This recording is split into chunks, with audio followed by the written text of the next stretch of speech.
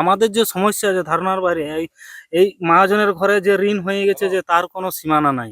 এইবার বউছা ছেড়ে হয়তো বিদেশে খাটতে যেতে হবে, খাটিয়ে যায় সেখানেও কিভাবে খাটবো তার কোনো মানে ঠিক ঠিকানা হয়ে যাচ্ছে না। পুরুলিয়ায় প্রয়োজন হিমঘরের। টমেটো চাষ করে মাথায় হাত পুরুলিয়ার চাষিদের। শীতকালীন টমেটো চাষ করে মাথায় হাত পুরুলিয়ার চাষিদের।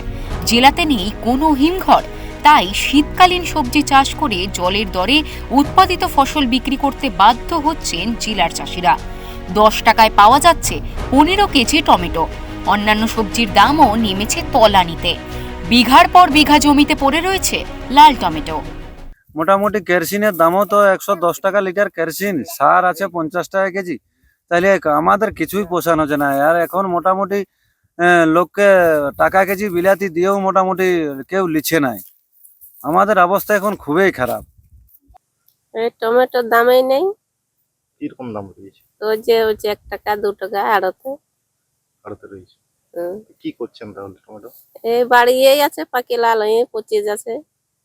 গরু ছাগলকে খাওয়া যায়? হ্যাঁ, গরু ছাগলকে এ লোকেও লিচ্ছে, যে যা পাচ্ছে তুলে ওটা তুলতেও লাগছে। আচ্ছা না চুনো চাড়ে কাজ করতে হয়, এতটুকু বাচ্চা আছে ঘরে। কি চাইছেন আপনারা? দেখো লাগাইছি কষ্ট করে 2 পয়সা হবার জন্য। অপরদিকে বলরামপুর শহরে দেখা গেল এক অদ্ভুত দৃশ্য। বাজারে ফেলে দেওয়া হচ্ছে গাদা গাদা টমেটো। বিক্রি হচ্ছে না 10 টাকায় 15 কেজি টমেটো। তাই বাধ্য হয়ে গরু ছাগলকে খাওয়াতে হচ্ছে, যার কারণে ঋণগ্রস্ত চাষিরা সমস্যায় পড়েছেন বারংবার। কিভাবে সংসার প্রতিপালন করবেন কৃষকরা? কিভাবেই বা চাষের খরচ জোগাড় করবেন? কবে হবে পুরুলিয়ায় হিমঘর?